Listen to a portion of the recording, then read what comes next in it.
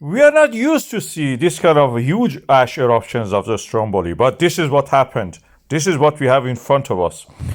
We see two craters, one of them active, and erupting ash cloud. This is not a Strombolian style, this is Plinian style mostly. We have ash rising, we don't see any flames or anything, which is the sign of the Stromboli. A flame or fountain of lava several hundred meters.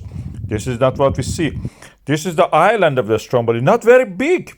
It's only 300 something.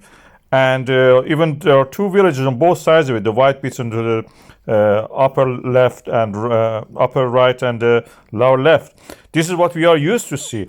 A little ash flow, then lava flowing down toward the sea very quick. These are the areas that they never get vegetation because they all the time are being resurfaced.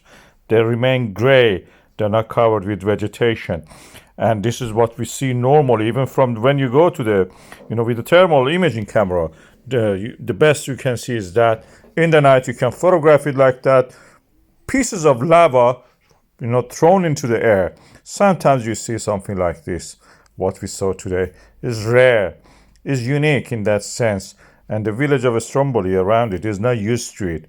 It can make it a little bit dangerous sometimes when you think about it.